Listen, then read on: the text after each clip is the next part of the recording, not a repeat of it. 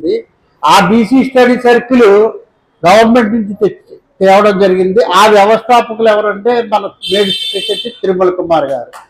ఆయన ఎక్కడ ఉద్యోగం చేసినా ఇండియాలో ఈ సమతా సేవా సమితిని అభివృద్ధి చేసి బీసీ స్టడీ సర్కిల్గా ప్రభుత్వాన్ని ఒప్పించి మెప్పించి తెప్పించి 5 అంతస్తుల బిల్డింగ్ మన ఆర్ట్స్ కాలేజీలోనే కట్టించారు. ఇప్పుడు మన ఈస్ట్ వెస్ట్ గోదావరిలో ఎండిఓలు కానీ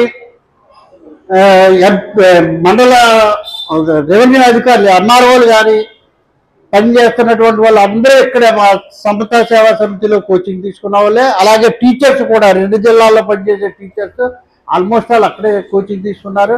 అంత ఈ సమాజానికి ఈ యువతకు ఉపయోగపడినటువంటి మహా వ్యక్తిగా మేము తిరుమల కుమార్ గారిని మేము చెప్పుకుంటాము.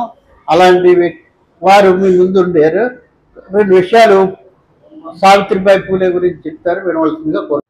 వీరు ఐఆర్ఎస్ అంటే ఐఏఎస్ పరీక్ష రాసి ఐఏఎస్ తర్వాత ఐపీఎస్ సెలెక్ట్ అవి ఐపీఎస్ అయితే రఫ్గా ఉంటుంది అనేసి ఐఆర్ఎస్కి వచ్చి, ఐఆర్ఎస్ అంటే చాలామంది అనుకుంటారు ఇన్కమ్ ట్యాక్స్ కదా అమౌంట్ని ఆశించి అనుకుంటారు. ఆయన టీ కూడా ఎవరి దగ్గర ఆఫీసులో డబ్బులతో తాగి ఉంటారు. ఆయన ఎందుకంటే టీ తాగడం అలవాట్లేదు, అంత సింపుల్గా. అలాగే పెద్ద పెద్ద కార్లు కూడా కాదు, 800 కార్ కొనుక్కోలు, 800 అంటే సింపుల్ బండి. మాస్టర్ నేను మంచి కార్ కొనుక్కున్నాను చూపించారు, నాకు ఆశ్చర్యం వచ్చింది హైదరాబాద్లో. అంటే అంత ఇది సింపుల్ సిటీ అన్నమాట. మనకి డబ్బు అది కాదు, సమాజ సేవ చేయాలి. మరి ఎంత చేయగలం అంటే ఇప్పుడు పూలే చేశారు, మనకి ఎవరో సామాజిక చైతన్యం తీసుకొచ్చిన మన వీరేశలింగం గారు చేశారు. అలాగే ఓ భాగం మన తిరుమల కుమార్ గారు కూడా రాజమండ్రికి అన్ని చేయగలిగినంత ఆయన చేయగలిగినంత సేవలు చేశారు. అలాగే ఇన్కమ్ ట్యాక్స్ చీఫ్ కమిషనర్ అంటే చీఫ్ కమిషనర్ అంటే ఇండియాలో 3 పోస్టులు ఉంటాయి. ఓ పోస్టు ఈయన చీఫ్ కమిషనర్గా చేసి రిటైర్ అయ్యారు. ఈ రోజున మనకి సావిత్రిబాయి పూలే గురించి 2 విషయాలు చెప్పడానికి వచ్చారు. ఉపాధ్యాయ దినోత్సవం జరుపుకోవడానికి ప్రభుత్వం కేంద్ర రాష్ట్ర ప్రభుత్వాలు నిర్ణయించాలి, జీవో కింద చెప్పాలనేసి ఒక తీర్మానం చేస్తున్నాము. దాన్ని మీరు అందరూ ఆమోదానికి తప్పడుకుంటారు.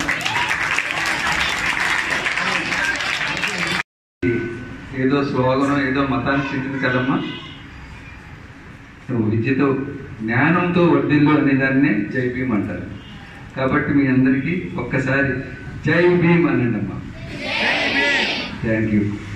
ఈరోజు municipal high school English medium head master అయిన సత్యనారాయణ గారికి, అలాగే ఈ యొక్క ఏదైతే మన యొక్క సావిత్రిబాయి పూలే భారతదేశానికి మొట్టమొదటి ఉపాధ్యాయులైన సందర్భంగా ఐఏఎస్ ఆఫీసర్, అలాగే ఇన్కమ్ ట్యాక్స్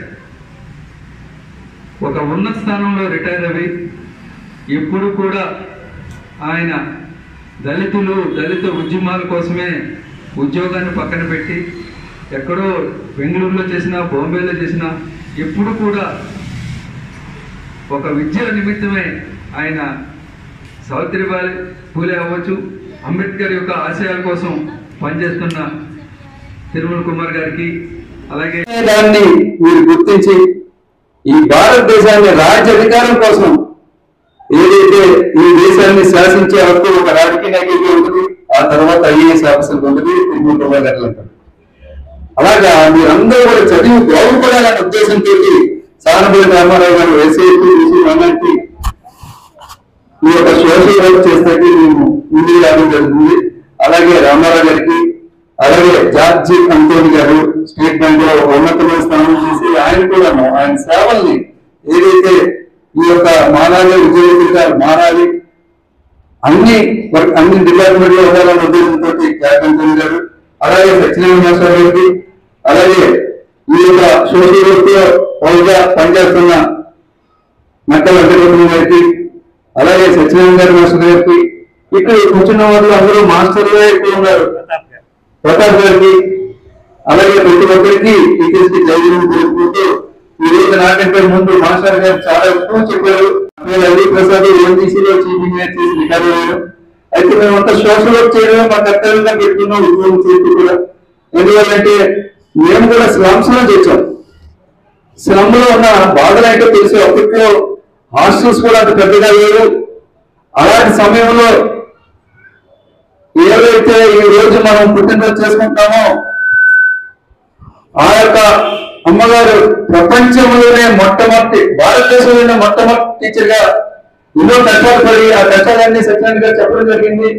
అలాంటి టీచర్స్ అలాంటి ఉపాధ్యాయులు మనం ఉండబట్టే ఈ యొక్క పిల్లలందరూ మహిళా టీచర్స్ అందరం కూడాను ఈ రోజు భారతదేశంలో ఎవరైతే పూలే గారు ఉన్నారో ఆయన శిష్యుడిగా గుర్తించి అంబేద్కర్ ఈ రోజు భారత రాజ్యాంగం అనేది రాయడం జరిగింది. ఈ రోజు భారత రాజ్యాంగంలో మీకు 33.5% రిజర్వేషన్ అంటూ రాయకపోతే ఈ రోజు మీరు బయటకు వచ్చేదే కాదు. అందరూ ఇంట్లోనే ఉండి ఇంటికే పరిమితంగా ఉండేవారు. కానీ ఆయన పూలే గారు అలాగే అమ్మగారి యొక్క ఆశీస్సులతో ఈ రోజు భారత రాజ్యాంగం రాసేదేమని నేను అనుకుంటున్నాను. ఎందుకంటే ఎవరైతే దారిద్ర్యకు దిగునున్న ఏ వర్గానికి చెందిన ఏ కులానికి చెందిన ప్రతి ఒక్కరికి కూడాను ఆయన భారత రాజ్యాంగంలో మీ అందరికీ ఒక రిజర్వేషన్ పెట్టి మీ అందరినీ ముందుకు తీసుకొచ్చి ప్రజల చేత ఎన్నుకోబడ్డ ప్రజానాయకులు అన్న వాళ్ళు ఏదైతే ఓటు హక్కు అనేది కల్పించిన మహానుభావుడు అంబేద్కర్. ఇవన్నీ అంబేద్కర్ కూడా పోలుస్తూ పూలే అంబేద్కర్ ని ఆ మహాతల్లిని కూడా మనం రోజు పుట్టినరోజు కార్యక్రమంగా ఇంత ఘనంగా చేసుకుంటే కారణం ఏంటంటే వారు దేశానికి వెన్నెముకలు అంటారు. ఆ తర్వాత ఈ యొక్క దేశానికి వెన్నెముక ఎవరు ఉన్నారంటే ముందు రైతే నోరు. కానీ ఈ రోజు ఎవరంటే విద్యార్థులు, స్టూడెంట్స్ మీరందరూ ఒక ఉన్నత స్థితిలోకి వెళ్ళి మంచి ఉద్యోగాలు చేసి ఈ యొక్క రాజ్యాంగాన్ని నిలబెట్టిన రోజుని ఈ దేశంలో అన్ని కూడా నీతిగా నిజాయితీగా జరుగుతాయని తెలియపరచుకుంటూ ఈ అవకాశం ఇచ్చిన హెడ్ మాస్టర్ గారికి ధన్యవాదాలు తెలుపుకుంటూ మీ అందరికీ జయం తెలుపుకుంటూ సెలవు. ఆ చదువు స్త్రీలకు నేర్పించాలి, చెప్పాలి, వాళ్ళని అభివృద్ధి పరచాలనే ఉద్దేశంతో ఆమె స్కూల్ని స్థాపించడం జరిగింది పూణేలో. అయితే ఈ చదువు చెప్పే కార్యక్రమంలో మరి అప్పుడు ప్రజలు మరి కొన్ని చాలా సంఘటనలు ఆవిడ మీద చేయడం జరిగింది. అయినా సరే ఆమె తలపెట్టినటువంటి కార్యక్రమాన్ని జీవితంలో మర్చిపోలేని విధంగా మనందరం కూడా మర్చిపోలేని విధంగా ఆ కార్యక్రమం తలపెట్టి ఎదురు తిరిగి సాధించినటువంటి మహా సాధ్వి. మరి ఆ ఎడ్యుకేషన్లో దాన్ని ఇంకా అప్లిఫ్ట్ చేయడం కోసం పూణేలో ఒక స్కూల్ని స్థాపించారు. ఇప్పుడు ఆ స్కూల్ని ఆవిడ పేరు మీదే మరి కాలేజీగా కన్వర్ట్ చేయడం జరిగింది. ఆవిడ వేసినటువంటి బీజమే ఈ రోజుని ఎడ్యుకేషన్లో చదువుకి, విద్యకు మరి అవకాశం కలిగింది. ఆ విద్య యొక్క విలువ మరి పెరిగింది. మరి ఒక రకంగా చెప్పాలంటే లేడీస్ ఫస్ట్ అంటారు శాస్త్రీయంగా. మరి ఆమె ఎడ్యుకేషన్లో మొట్టమొదటి వ్యక్తిగా ఎడ్యుకేషన్నే ఆవిడ మరి తలపెట్టి అభివృద్ధి చేసిందని అంటే నిజంగా చాలా శ్లాఘనీయం. దాన్నే డాక్టర్ బాబాసాహెబ్ అంబేద్కర్ గారు కూడా ఆయన రాజ్యాంగం రాసి దాంట్లో మొట్టమొదటి సందేశం ఏదైనా ఇచ్చారంటే కొటేషను విద్య, ఎడ్యుకేట్ అన్నారు. ప్రతి వ్యక్తి కూడా చదువుకుంటేనే అభివృద్ధి చెందుతాడు. జయంతి సందర్భంగా మరి దేశంలోని ఆడపిల్లలందరూ కూడా బాగా చదువుకొని మంచి ఉన్నత స్థానాలకి చేరుకొని మన దేశ ప్రగతికి అభివృద్ధికి పాటుపడతారని చెప్పి కోరుకుంటూ ఈ అవకాశం ఇచ్చిన మీ అందరికీ ధన్యవాదాలు తెలుపుకుంటూ విరమిస్తున్నాను. Thank you. మీరు ఇప్పుడు 9th 10th చదువుతున్నారు. మీరేంటంటే ఇప్పుడు కాబోయేటువంటి భారతదేశానికి కాబోయేటువంటి ప్రముఖ వ్యక్తుల్లో అవ్వచ్చు మీరు. అందువల్ల మీరేం చేయాలంటే ఈ భారతదేశం యొక్క గొప్ప వాళ్ళ యొక్క చరిత్రను తెలుసుకుని ఆ చరిత్ర తెలుసుకోవడం వల్ల మీలో ఏంటంటే పూర్తిగా తీసుకోవాలి.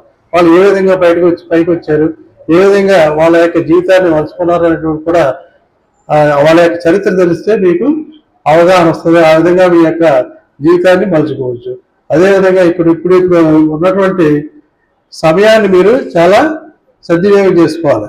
ఈ సమయాన్ని వృధా చేసుకోకుండా మీరు యొక్క చదువు మీద యొక్క ఈ మనసంతా దాని మీద శ్రద్ధగా చూపించి చేస్తే మీరు భవిష్యత్తులో చాలా మంచి మంచి ఉద్యోగాలు సంపాదించుకోవడానికి అవకాశం ఉంటుంది. ఎక్కువగా మీరు ఈ సీరియల్స్ మీద టీవీల మీద సమయాన్ని మాత్రం ఉపయోగించకండి.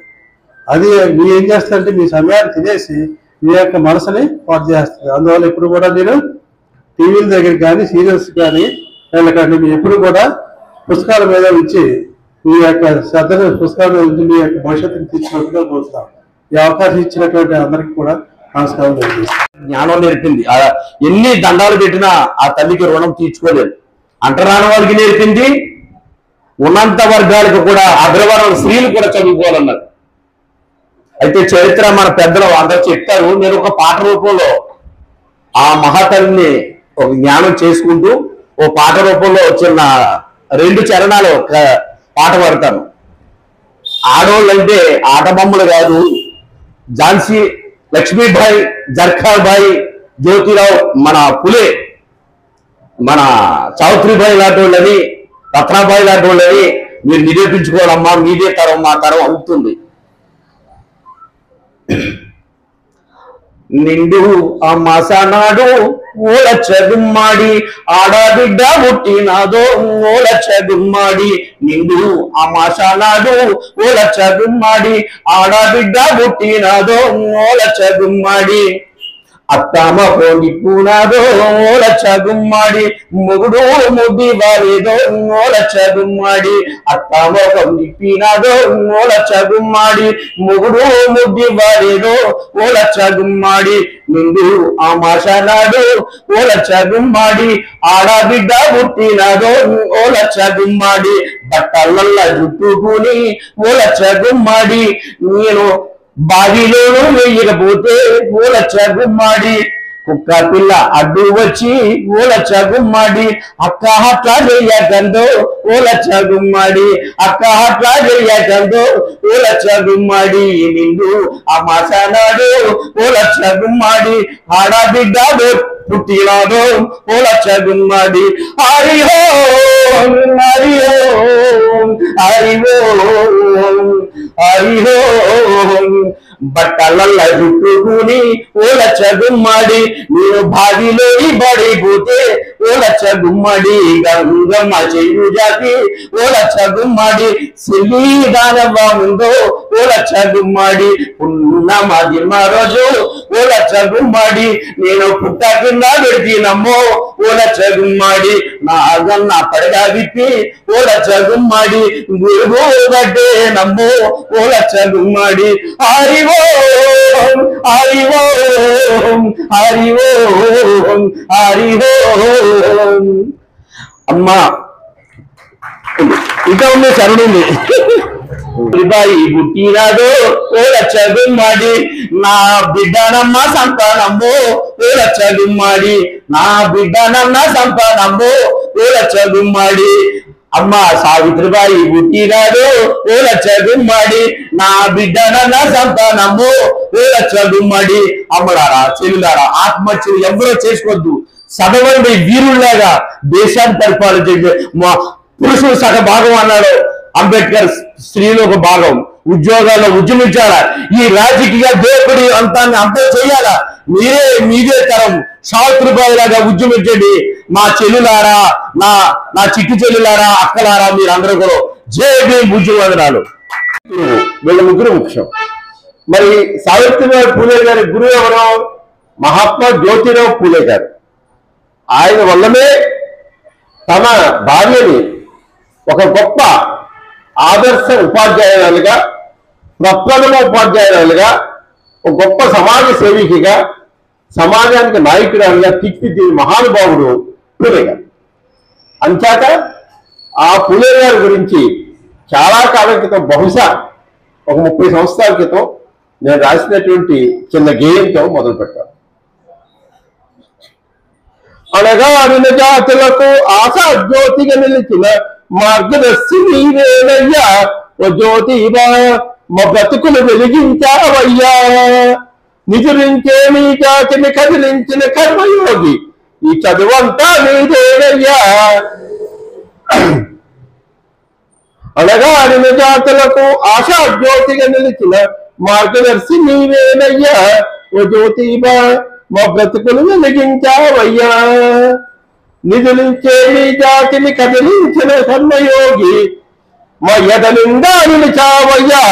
ఓ జ్యోతిబా ఈ చదువంతా నీదేనయ్యా. కట్టుబాట్ల కోపంలో వ్యక్తి చేయి స్త్రీ జాతికి కొత్త బాట చూపావయ్యా. ఓ జ్యోతిబా కొండంత అండ అయ్యావయ్యా. సమత కొరకు శక్తి కొరకు సాగి పోరాటాలకు నంది కొరికి నరికావయ్యా. ఓ జ్యోతిబా మా బాగు కొరకు బ్రతికావయ్యా. మొత్తం ఆయన చేసినటువంటి అంతా ఈ చిన్న గేయంలో రాయడం జరిగింది. అయితే విషయం ఏంటంటే మనకి సంఘ సంస్కర్తలు, మేము చిన్నప్పుడు మీలాగా ఉన్నప్పుడు చదువుకునేటప్పుడు సంఘ సంస్కర్తలని పుస్తకాల్లో ఉండేవారు. ఎవరు? తెలుగు వాళ్ళలో ఇద్దరు, కందుకూరి వీరేశం గారు, రఘుపతి వెంకటరత్నారాయణ గారు. భారతదేశంలో ఇద్దరు, రాజా రామ్మోహన్ రావు గారు, ఈశ్వర్ విద్యాసాగర్ గారు. వీళ్ళు నలుగురే, మిగతా వాళ్ళు తెలియదు. అంతే ఎంత జాగ్రత్త వహించారంటే అసలు ఈ జ్యోతిబా పూలే కానీ, అంబేద్కర్ కానీ, లేకపోతే నారాయణ గురు కానీ ఎంత ఉన్నారు, సాహు మహారాజు, వీళ్ళంతా సంఘ సంస్కర్తలు. ఎవరు వాళ్ళ గురించి ఎక్కడా లేదు. నేను బిఏ అయిపోయి ఎంఏ అయిపోయి సివిల్ సర్వీస్ ప్రిపేర్ అవుతున్నప్పుడు ఒక చిన్న బుక్లో చదివాను జ్యోతిబా పూలే. అప్పుడు దాకా ఎంత బాధపడ్డాను. అప్పుడు నా వయసు 23 సంవత్సరాలు.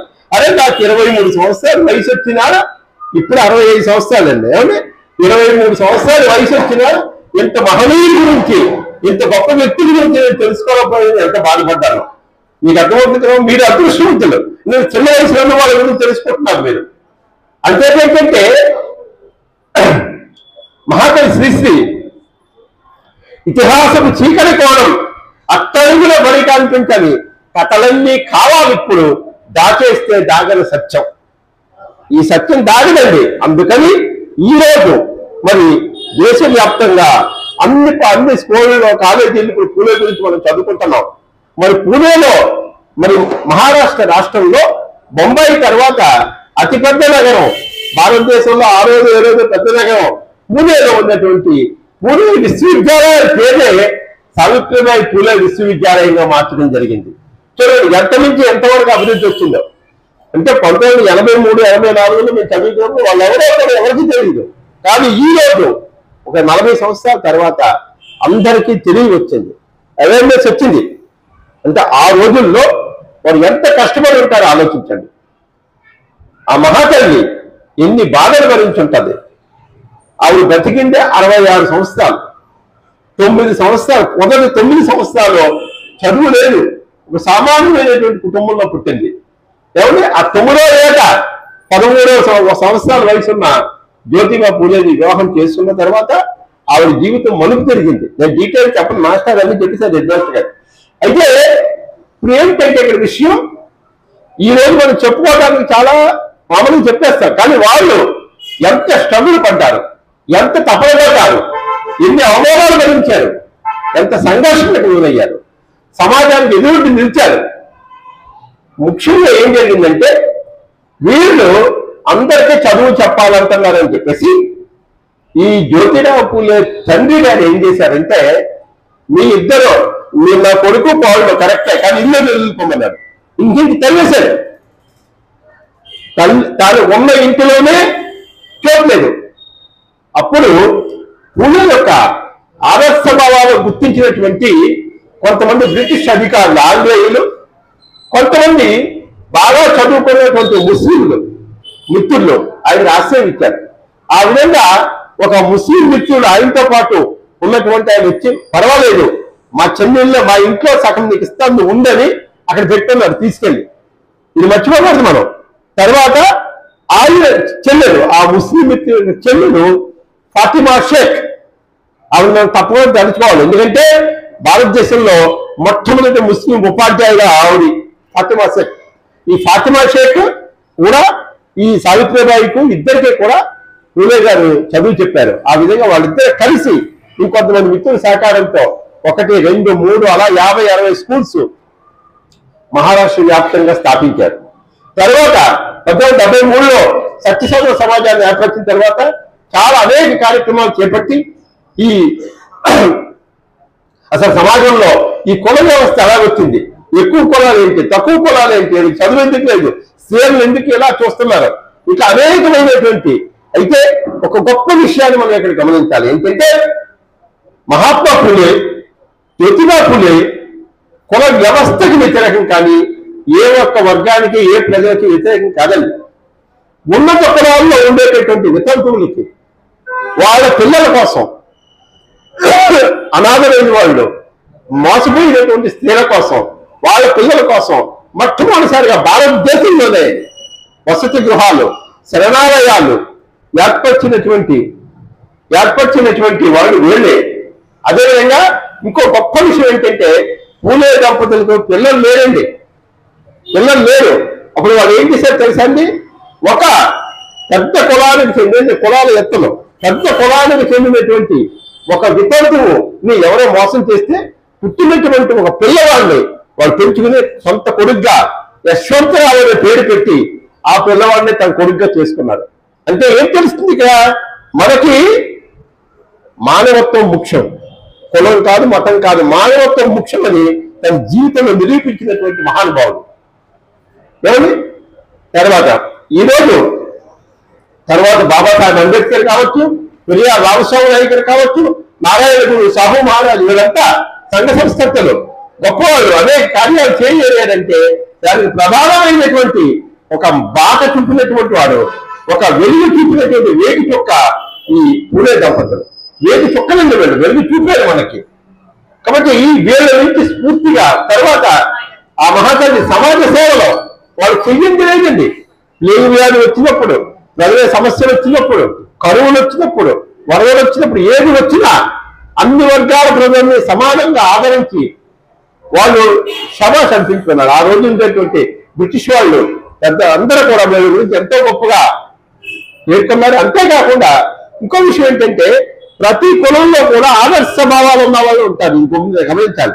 అలాగే ప్రతి కులంలో కూడా చెడ్డ వాళ్ళు ఉంటారు. చెడ్డ మంచి అందరిలో ఉంటాయండి. సమాజంలో ఉన్న చెడ్డు మనిషి అన్ని కులాలను ప్రతిబింబిస్తుంది.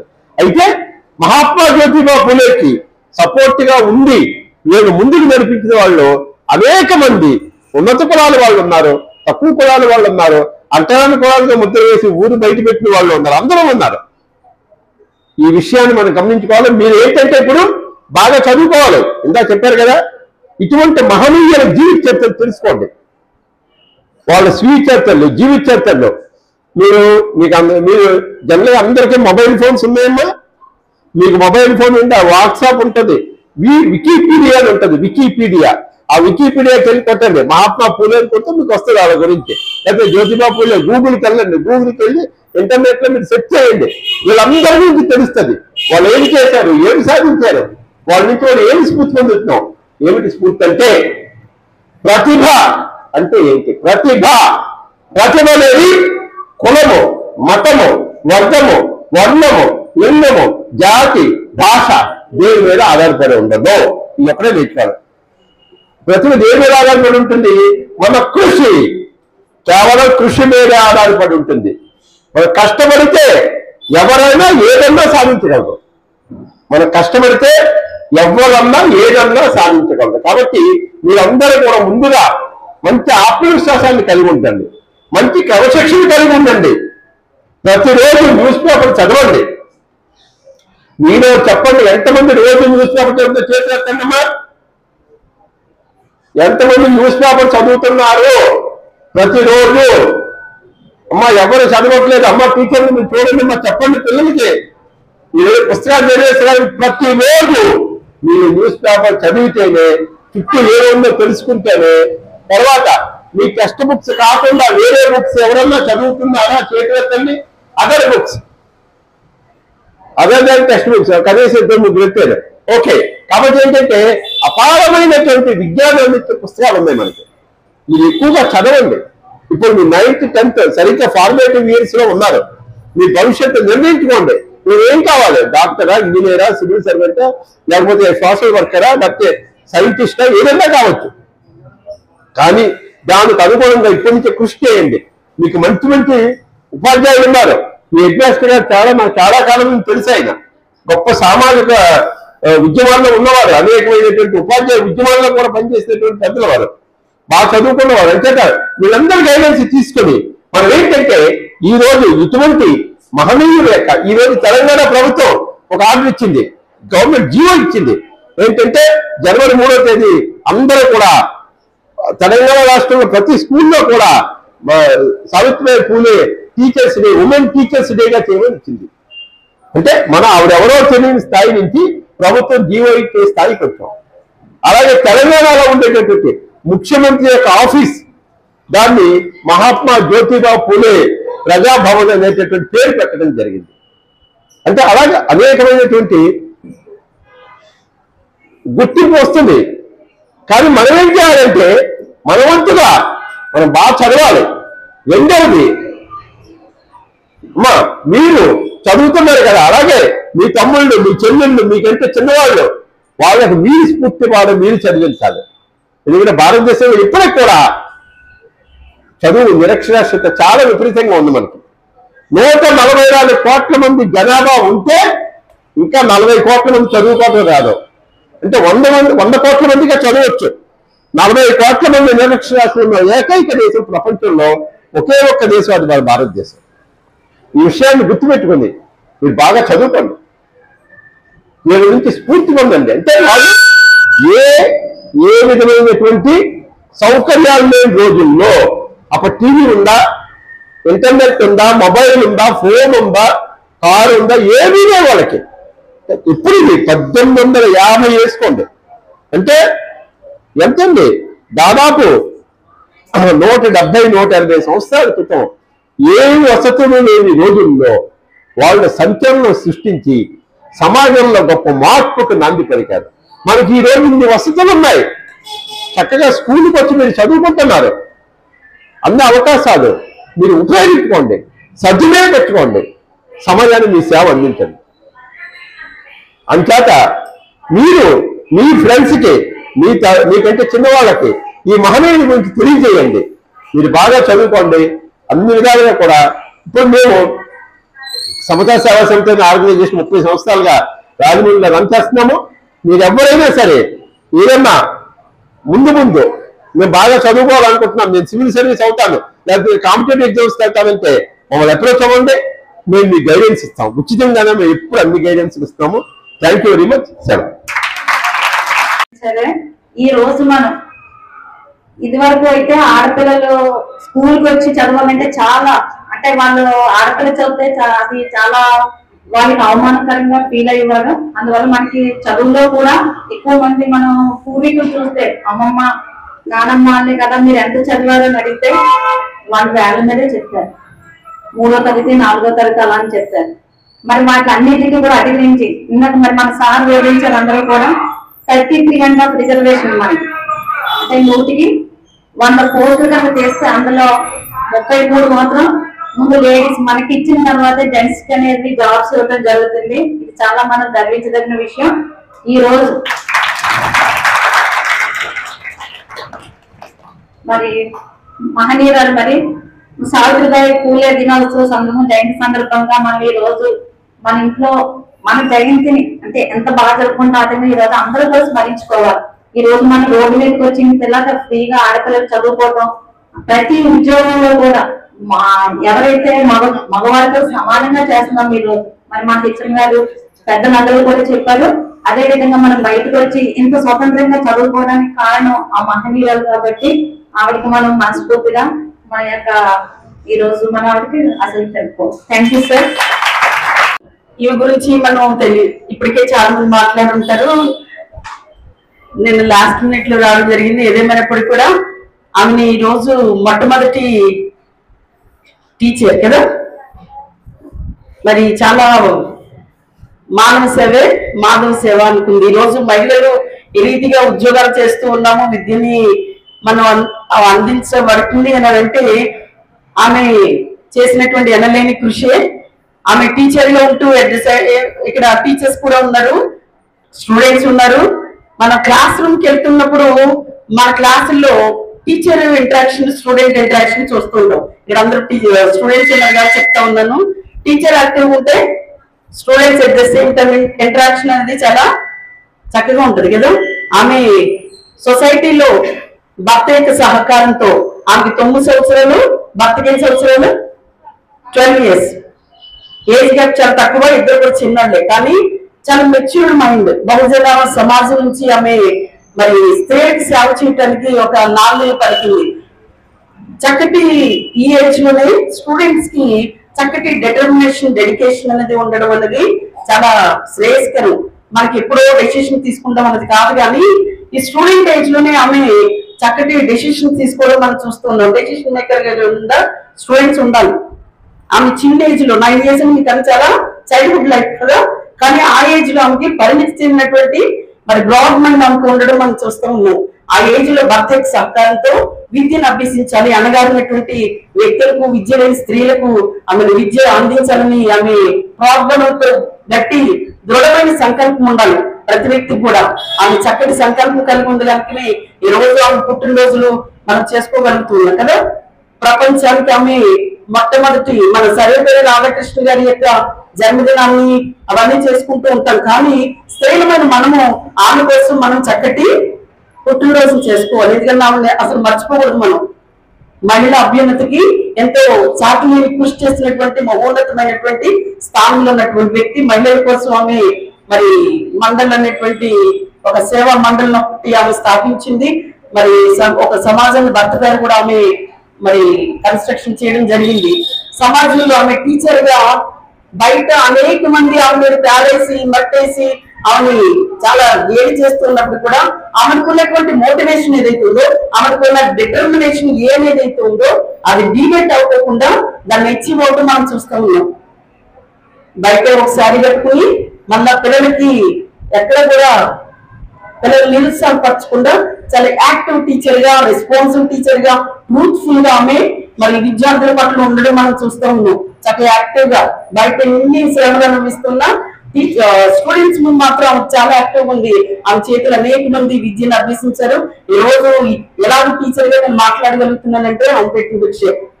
ఆమె మనల్ని వెలిగించినట్టు దీపం ఇప్పటికి కూడా ఆరిపోకుండా నేటి సమాజంలో చాలా మంది యూనియన్స్ ఆమె పేరుని ఇప్పుడు ఒక సొసైటీని కూడా స్థాపించడం జరిగింది. కాబట్టి ఆమెను మనం మన జేబీ రాజు గారు వచ్చినప్పుడు ఒక మెమోరియల్ ఇచ్చాం. సర్వేపల్లి రాధాకృష్ణ గారి యొక్క జన్మదినాన్ని ఎలా జరుపుకుంటున్నారో అదే రీతిగా అన్నగారిన వర్గాలు మనము ఎడ్యుకేటెడ్ అయినటువంటి స్త్రీలు అయిన మనం ఆవిడ టీచర్ ఫస్ట్ టీచర్ ఫస్ట్ ఎవరో మర్చిపోం కాబట్టి ఆవిడని కూడా అదే ఉన్నతమైన స్థానంలో ఉంచాలి. ఆమె బర్త్డే నేషనలైజ్డ్ గా చక్కగా జరిపించాలని చెప్పి ఒక మెమోరాండం కూడా ప్రీవియస్లీ ఇవ్వడం జరిగింది. మరి సర్వేపల్లి రాధాకృష్ణ గారికి ఎంత క్రెడిబిలిటీ ఉందో అంతకన్నా డబుల్ కదా ఒక స్త్రీగా ఆమె చక్కటి ఉన్నతమైన స్థితిలో ఉంచింది ఆవిడ. కాబట్టి ఆమెని ఇన్స్పిరేషనల్ గా మనం తీసుకోవాలి. చెన్నైలో మీరు డెసిషన్ తీసుకుంటారా, సమాజానికి సొసైటీకి మనం ఉపయోగపడే పాత్రలుగా ఉండాలి. మరి అదే ఆశపడుతున్నాం. మరి సార్ వీటికల్ హెచ్ఎం గారికి తెలిసినాను. మరి సార్ చాలా ప్రయాసపడి తీసుకొచ్చారు. మరి సమయం ఇచ్చినటువంటి వేదిక మీద ఉన్నటువంటి పెద్దలకు, సార్కి కూడా ఇక్కడ ఉన్న టీచర్స్ కి మా యొక్క పాఠశాల తరఫున కృతజ్ఞతలు తెలియజేస్తున్నాను.